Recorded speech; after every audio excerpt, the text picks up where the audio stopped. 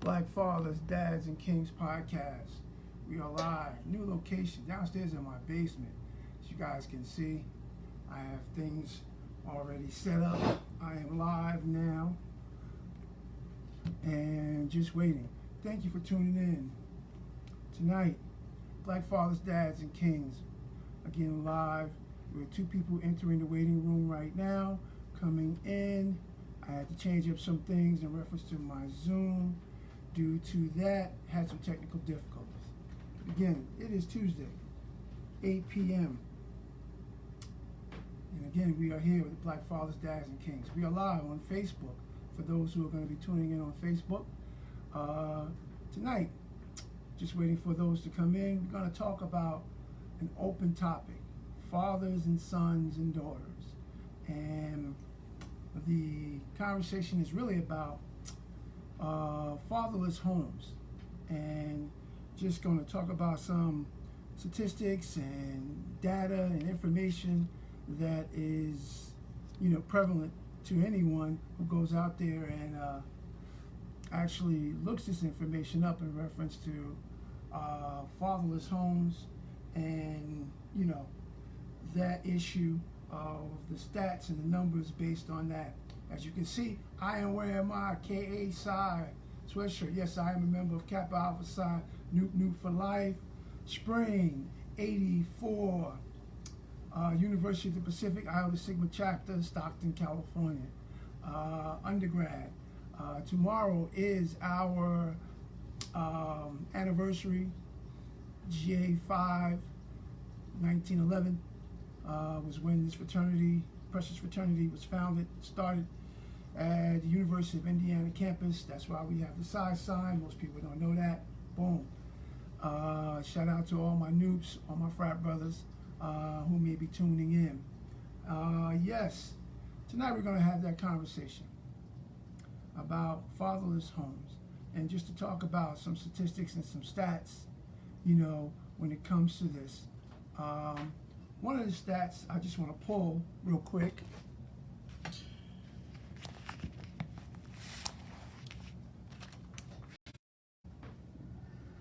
My brother June, what's up? Hey, what's up, bro? I'll wait for you to let me in. Hold on. I got some people coming in too. I shipped them everything you just sent me. Okay. I'm still familiarizing myself with how this whole thing works. Okay. Go up. Tell you what, it's easy to do this. Go to your chat, and a box going to show up on the right. It'll say like people in the waiting room, and then hit. Got it. I'm at my chat. I'm going in right now. Look to the right. It should have names up top. People are in the waiting room. And just put allow to come in.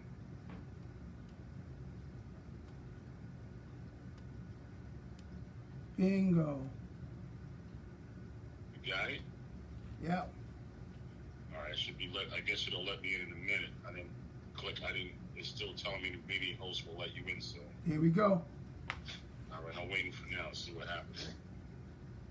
You should have some I people. see Samuel Glenn just tuned in. Okay. I'm still waiting. A familiar face, but I'm lost with the name sitting there. Yeah. Is that Hey, John, let me in. Boom. You should be coming in. There you go. Yeah, you gotta click everybody unless you click all at once to let everybody in.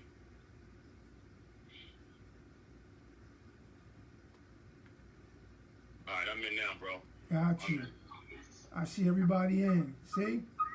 Yeah, now what you can do is... I had to change, which is cool. my meeting ID and my passcode. So I had to do that kind of like last minute. Right. Now, what you can do is you see where my name is?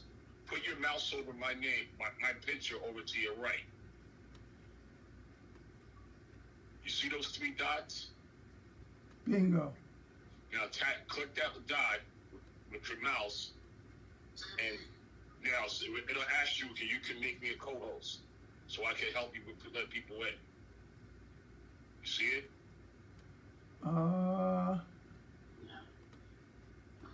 Co-host. See, it's a shame. That's right. Take your time, brother. Those three dots and click it. A menu will come up. You can put make a co-host. Nope, it's not coming up. But don't worry about it, bro. Don't worry. Just you'll see when people come in. They come up at the top, allow them to come in. Bingo. All right. I got it. I got everybody in here now. I see Sam, my man. JD sitting there, neck looking all big. Sherman, and yeah. I don't know if you guys can hear me. Yeah, we can hear you. We can hear you, bro. Can you hear us?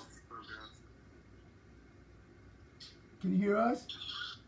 Yeah, I can hear you guys. Is that what's the name's dad up there in the corner? Yeah, that's Kinslow. Kinslow, yep. How you doing, my brother? Hey, thank you all for zooming in and tuning in, coming into this podcast again. I had some kind of technical difficulties at the beginning, so I had to change some things up. But I appreciate everyone tuning in and zooming in tonight. Again, this is the Black Fathers, Dads, and Kings podcast that I do every Tuesday. And I had mentioned earlier, and I just want to say I'm wearing my KSI shirt. Tomorrow's J5 anniversary. Yeah, baby. Yeah, happy Founders Day, baby. Yes, thank you. 1911, Indiana University campus. I am a member since 1984. Iota Sigma chapter, University of the Pacific in Stockton, California. So any of my frat brothers that may be looking in, zooming in, and tuning in on Facebook Live, boom, new.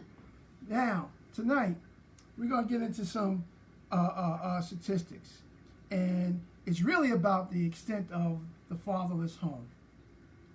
And all of us that are here on now, and probably those who are tuning in FB Live, Facebook Live, maybe there are, and maybe there are not, some who are dealing with the fatherless home. And some of these statistics are kind of startling to me, but again, it doesn't affect us. I think that we are all doing our jobs as those BFDKs in our homes with our families, children, and trying to put all of this into perspective. So a suggestion was come up by my brother-in-law, June Edgar, to invite our sons in, or our children, or our fathers, which we are grandfathers on. Okay, and so that's why you see at the lower right-hand side there, my son JD, who's actually here in New Jersey, and he has actually tuned in, and I want to thank him and appreciate him for that. Just to throw out a kind of like some data, it is an estimated 24.7 million children, 33%, live in absentee father homes from their biological father. Let me just repeat that again. It's an estimate of 24.7 million children, 33% live in absentee homes of a father, especially their biological father. Anybody have any comments or reflection on that? 33% is large. Large.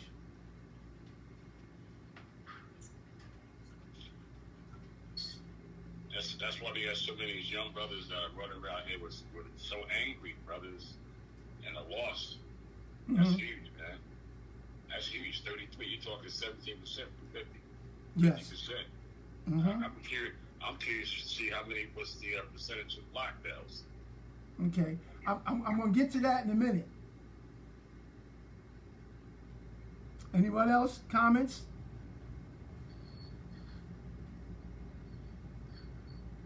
Questions? Concerns? In your statistics, does it state? Does it break it up between girls and boys? Sorry, somebody trying to sign in and they're not getting through. Somebody's trying to sign in. I think it's Dallas. Yeah, let him in. Boom. He Cowboys fan. He all right.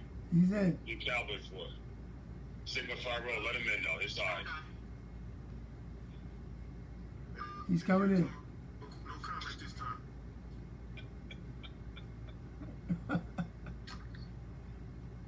John, the stat, is that stat combined boys and girls without dads? Well, it's just a statistical stat that says, children. It's not necessarily boys versus girls. It's not necessarily, vice versa. It's just a statistic that, 24.7 million children, 33% live in, fatherless homes, especially the biological father. Now, the difference is that if there's a stepdad, boyfriend, some male figure in the house, that's a different stat. But the biological father, is not there. Now, the point was, Sherman, about what ethnicity. This is 24.7 million children of color. That's why I saved that for last. We're talking about black children. 24.7 million children of color, 33% live in absentee homes when it comes to their fathers. They're not there. That's an astronomical number. Yes, it is. When you think about us as black men, black fathers, dads, and kings, Yeah. that's a number that's staggering. Let me in again. It must have kicked me out. Who's that? Let Keith in again. Now kick him out. No, you got it. Yep. Let me see if he's gonna. Should kick him in.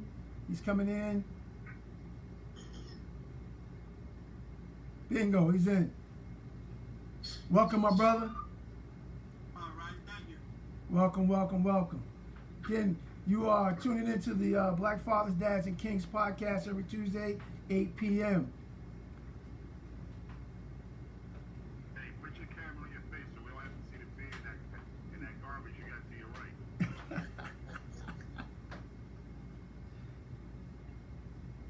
Up a little more. Up a little more. Lift it up so you can see your face.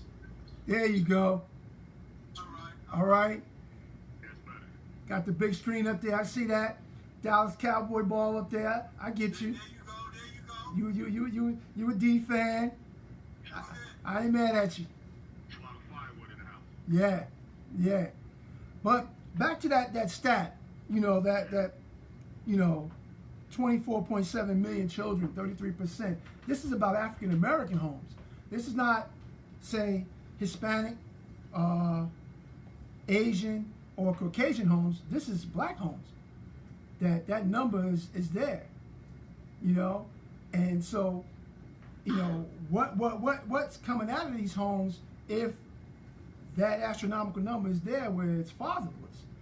I mean, we probably have encountered, several hundred of these kids that, we probably mentor, coach, talk to, minister to on a consistent basis that are involved in this statistic. It is a staggering number, and putting, this together, what we do and trying to be that in the home, that's why it's titled Fathers, Dads, and Kings. Because if we're going to go out and mentor, and we're going to go out and talk to, coach, and be there for a certain, especially this generation of young people, male and female, we got to kind of look at this number and put it into perspective. And again, this is coming from the Census Bureau, not just the U.S. Census Bureau, but the Black Commission on Fatherhood. So they're matching their numbers, and their numbers are close. They're within 2% of each other. One saying about, 24.2 million, and the other one is saying 24.7 million. So they're very close to each other. And it seems like it's something that's kind of like, I don't know. Where are we when it comes to this? You know, talks about living arrangements under the age of 18 years, marital status of parents by age, sex, and race. Hispanic origin is 2%, selected in the characteristics of a child since the year of 2010.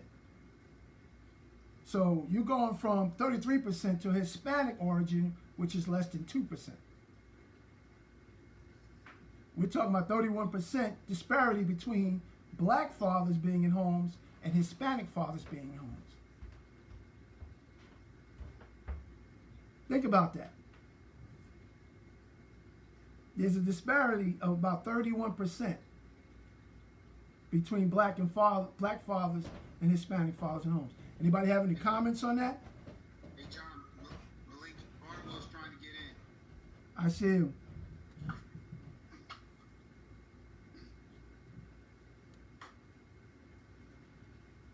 He's coming in now.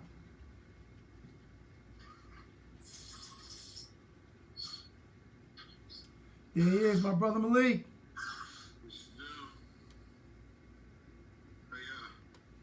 How are you? I'm good. Good to see you. Good to see you. Good to see you. Figured I gotta join you. I said, let me jump on these days. Yeah, I appreciate you tuning in. As you can see, lower right hand, my wife is kind of like coming in. You know, she wants to join us tonight. You know, normally this is the guys' thing, dads, but you know, this is kind of pulled rank on me, so gotta do that sometimes. She's in. She's just there to listen, you know. And again, living arrangements under 18 years of age and marital status of parents, age, sex, and race. Hispanic origin is 2% versus African Americans, males, which is 33%, living in the homes. We're talking about fatherlessness, Harv, Malik, and some of the statistics about this. You know, being a black man, being a black father, dad, and king. Do you have any comments on that? It says in an estimate of 24.7 million children, 33% of black fathers, these children are living in fatherless homes. Is that question directed at me? I'm just generally throwing it out there, just getting some feedback from all those who have tuned in and zoomed in tonight. Well, let me gather a little bit more before I offer my insights into that. Okay. Anyone else? Sam, you got a comment on that?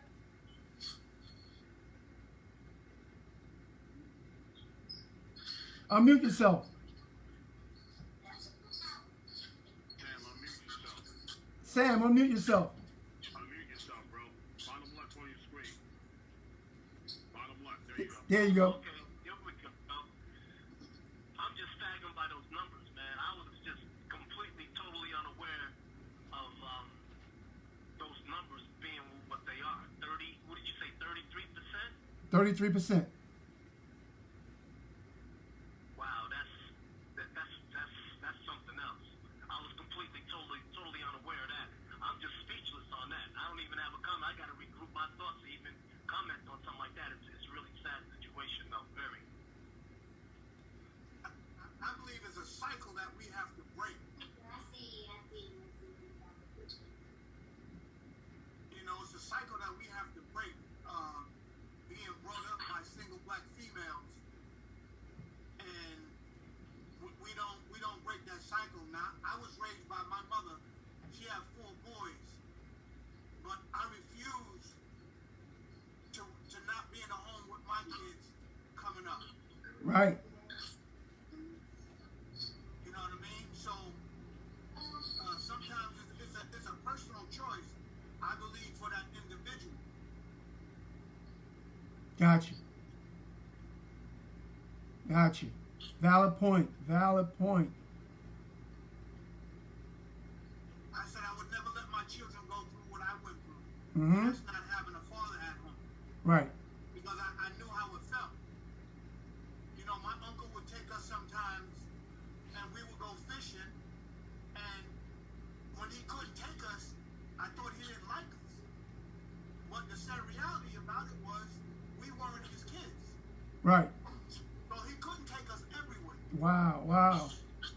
You know what I mean? So I said to myself, it doesn't matter what the situation is. If I have kids, they'll never have a father that's not around or in the home or just involved in their life, ever. Got you. Now, here's another one I'll throw out there to you. One, because I'm a school teacher, and two, all of you guys have had children that have gone in school. It says, students in grades 1 through 12, 17.7 million live in absentee father homes. These are black students. Between the age of 1 and 12 years old, 17.7 million live in homes where there are no fathers that are present. Now, as a teacher, and I'm not a teacher at a predominantly black school or say a school in what you would consider, in an urban district, but even in a suburban district like the one I'm in. And I've seen mothers consistently dropping off kids, picking them up, being there at games, being there at events and activities, and dad's not around, not knowing or looking and seeing if she's married, if she's with him. Dad may be working, but I know it's been consistent that I see them picking them up. John, hold on 1 second. JD, put your phone on mute because the background noise is going to interfere. Thanks, bro. And they're picking. Thank you, June. They're picking these kids up, and it's just mom. I see a dad or two here or there, but I don't like to estimate and assume that maybe dad's not around, but I only go by what I see. And it's startling that these numbers are coming out, these figures are coming out, and eventually in certain areas, in certain districts, in certain places that we live, these kids are going to grow up, and who are they getting and where are they getting their information about being raised, and who's telling them yes, no, maybe so, who's doing those things with them. If it's not for mentors and coaches and men like us who go out and do this, who's doing this? And I think all of us were raised in certain areas where if we didn't do it, or we didn't have that coach or that mentor or that uncle, like you said, or someone there to do it, they got it from out there. One of Tupac's favorite lines is that I learned how to be a man from the dudes on the street. I learned how to be a man from the dudes on the block. His particular stepfather, who wound up being a part of the Panther organization, wound up going to prison for life. So once that happened, he went, out there and learned how to survive and live. That's just one example. There are thousands, and like you see, millions of them that may have gone down that hole. And it's startling because when I see it, in my former employment as a juvenile parole and probation officer, I've seen it many a times walking through those offices, judges, prosecutors, juvenile detention, Duryea Street over there in Newark, Hudson County out there, I've seen it. So it's a startling number. Anybody have any comments on that other than that? Listen, I'd like to say one thing, and part of the problem is that when these kids are growing up in the street, you know what I mean? A lot of them are not taught right? They're only taught wrong. So as they get older, they have nothing to come back to. Us as positive black people have been raised by parents that know right. Even if we go wrong,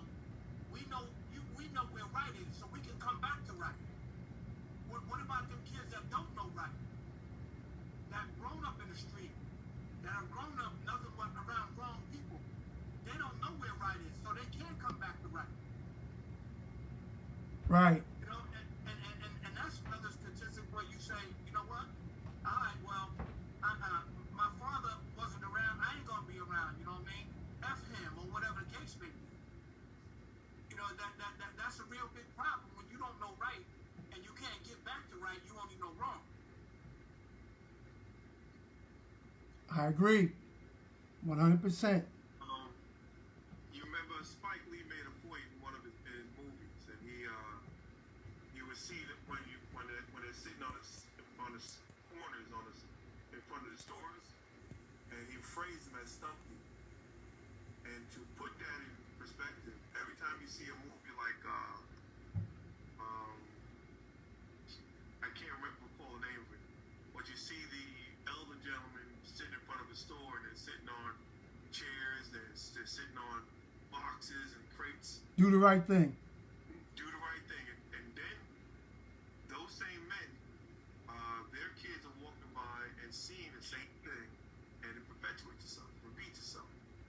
You know, because that's where they are. Now, I drive around, and that's all I see is brothers standing in front of the liquor store, standing in front of the bodegas. And now, not too long ago, I saw a younger bunch of kids standing in front of the bodega. And these kids couldn't have been no more than, I give them anywhere between 10 and 12 years old.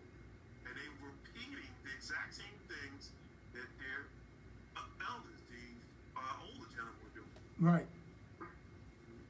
When you see that, you don't see the brothers in the house. You don't see them. Nah, I won't say this. I won't generalize. Statistically, it's sad to see it. We're down in number. But the question is, how do you resolve that? That's the question. There's there's not an answer. Because I can stand, get out the car and sit there and say, why don't you brothers get off the corner? Yep. They'll tell you to go screw yourself. Yeah, because that's what one of the kids, the youngest one of the group I saw, he was telling a cab driver, he was cursing up a cab driver, a grown man. And this kid couldn't have been no more than 10, 11 years old. And I'm looking at him as they're repeating what their parents did or fathers did, staying in front of his bodega, doing absolutely nothing. And then start cursing on a cab driver. Wow. Wow. Obviously, you say them three, I can almost guess that your fathers are not home. Because I know my son was standing on the corner, I caught him like that. I put my foot in his ass. But see, we come from that. We come from that because we had those uncles, even though those uncles or dads or elders may have been out there doing it, they saw us come out there. The first thing they'd be like, yo, young man, little G, take your butt home. You know, you go home, you go back on the block, you go back around the corner there. You know, you shouldn't be out hanging with me because whatever they were doing, good, bad, or indifferent, they knew that we shouldn't have been there, okay? But again, we come from areas where there was neighborhood. You know, there was neighborhood. Guy down the street knew your family. You know, he knew somebody who knew you, you know. And they'll tell you that when you approach him, hey, aren't you such and such son? Aren't you such and such nephew? You know, they will tell you that. You know, nowadays, you approach some of these young boys, they look at you like, who are you? Who are you to tell me I can't come stand out here when you standing out here? They don't got respect. None. Like respect is lost. It is. Respect is lost in these neighborhoods or these families because I believe that these parents these days are trying to be their friends more so than being their parents. Exactly. Yeah, that's true. Very true. Exactly. You can't want to be your son's friend or your daughter's friend, and then the next minute turn around and try to chastise them, and they look at you they like this that the other. I always told my boys, I'm not your friend. Yep. When you get out and you raising your family and you're doing the right thing, then me and you can hang out and be friends. Right. But until then, I'm not your friend. I mean, I'm your father, and that's the way it's gonna stay. Exactly. I agree 100%. And my son is sitting there And we've often had this conversation, you know, and I tell him, you know, like you said, I'm not your friend, I'm your dad. You know, I can be friendly to you and friendly with you, but I'm your dad, you know? And just like you want me to respect you, there's a certain level of respect you got to have for your dad. I've always told my son, and he's sitting right there, I'm never going to tell you to do something or say something that's going to hurt you. Right. My job for the rest of your life and my life is to protect you, and even sometimes from yourself. Yeah. You know? Because they don't know what they need. They just know what they want. Right. And sometimes from yourself. And you know, if I got to fall on that sword for you, I will, because my job is to protect you not just physically, but mentally, emotionally, psychologically. Now, have I done a great job of it? I think I've done an okay job. I've done a good enough job, but I know there's things I can do better. And as he's getting older and I'm maturing about this, you know, 30 plus years in as a father, I'm still finding my way. Absolutely. He's still finding his way. And he's sitting there right now, and you know, he's a dad now. And he has little ones, and they're going to grow up and they're going to ask those questions. You know, Dad, you know, what do I do? What's the conversation like?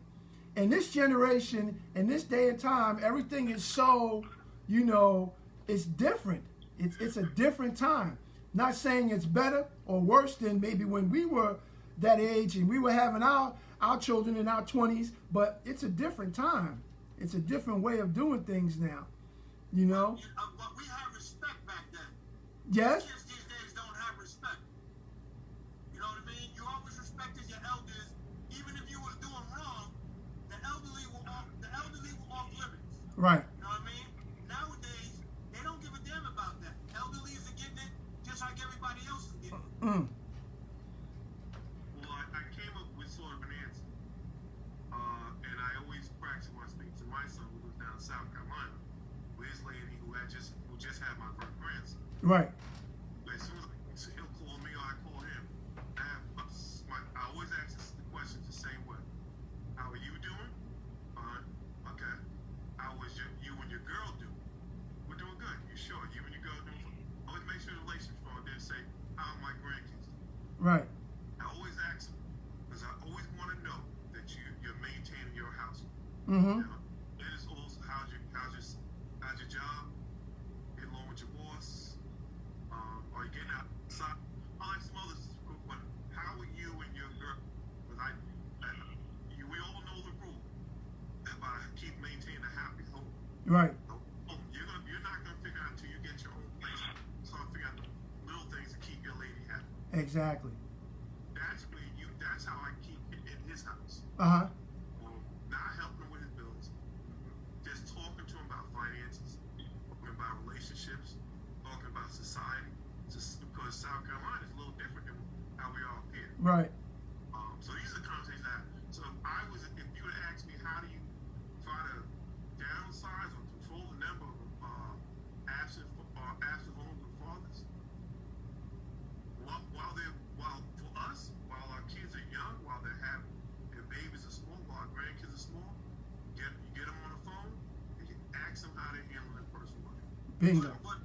But there's another thing is they learn what they see. Okay? They learn what they see. Well, what they see is in your house. They saw what Exactly. Right. what was in my house first. So I'm going to help him show him this is how you make it. I maintain my house. Right. So that's what he saw. That's what your kids saw. That's what Malik kids saw. That's what all your kids saw. They saw the man maintain his household. Right. With his kids. And that's the one thing I want to say, you know, all of you, you know, strong black men, you know, mentally, emotionally, physically, psychologically, there, you know, it's something that a movement has to happen to bring that out. It has to, because if not, we're going to put ourselves in the next generation behind the 8 ball. You know, and we're going to be, I mean, we're pushing forward from behind now, but we're going to get even further behind if there isn't some kind of movement to go out and grab, especially these young fathers, and say, okay, you may not do it like we did it, and you may not do it like our fathers may have done it, but there's got to be some kind of camaraderie where the last generation moves on and brings it to the next, and then so forth and so on.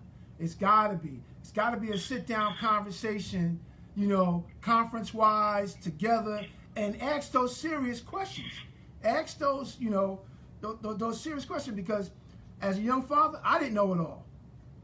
So I can only imagine as these young fathers now, asking the question, okay, I got this baby and then it's growing to be 6, 7 years old. Before you know it, it's 10, 11, 12, hits the teenage years. Now what? And so they're if you don't mind, I do have something to say. Go ahead. So for one, I thank you, gentlemen, for inviting me to this discussion. And I got to tell you, one of the things that my 5 minutes on here, what I've identified with is most of the men that's on here that I'm familiar with are great dads, are overachievers. Almost every one of you that I'm familiar with have added some sort of nucleus to my life as far as parenting. John, every time I saw you, you were with your sons, and you were building and teaching and nurturing. Sherm, same thing for your daughters. Male, female, guys did what was necessary. I think when we still sit back and we identify with a roadmap as to what we're supposed to do, I think we have to be. I think we've been living it as our life, as our creed. It's something that we chose to do. And just to give you gentlemen a little background on me, I came up in a single-parent household. And all of you guys hear me from my voice too, because I'm sincere. The only thing that I wanted to do was everything that my father did not do. So the only person that I feared, I wasn't worried about the uncle down the street or the cousin down the street, even though it was that lady that lived with me in the house who I took disrespect more than anything else. Right. She gave me the institutional tools to want more for myself. So now most men know my structure, what my fight was. My wife was not a bad person, but I felt there was a need for me to fight for my sons. There's still certain values and things that I saw that was being robbed of these young men. Did I give them all the tools like you said, John? No, but I gave them what I believe was the right tools, and it was up to them to build their own part of life, chapters, their own structures. And it's all said and done, we're going to look at these men that's on this thing, and we're going to always identify with the people that built and big, good, and strong men. You men are overachievers, and I compliment you for that. Yes. And Malik? Funny thing I want to add.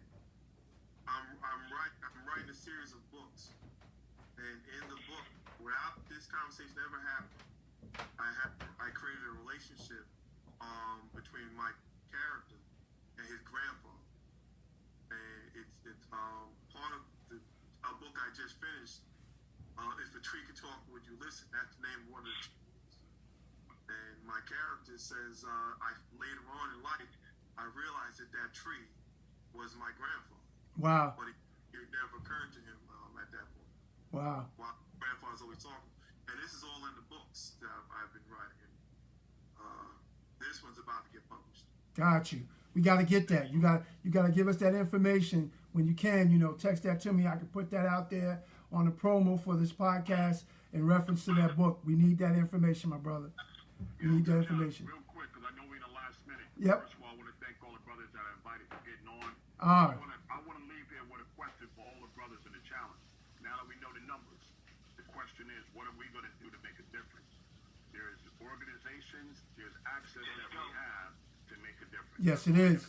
Back over to you, John, because then we're less than a minute. Yes, I want to thank you guys for tuning in and zooming in. We try to do this, or I try to do this every Tuesday, 8 p.m. That information that you got today is the one that's going further. That's going to be put in there for the next several meetings. Again, we are here every Tuesday, 8 p.m. You can also follow this live on Facebook, 8 p.m. Tuesday night, Black Fathers, Dads, and Kings. And again, I got some stuff coming for you guys, some paraphernalia, Black Fathers, Dads, and Kings shirts that I got for you guys coming forward. Thank you for tuning and zooming in. Love you guys. Peace. Have a good night.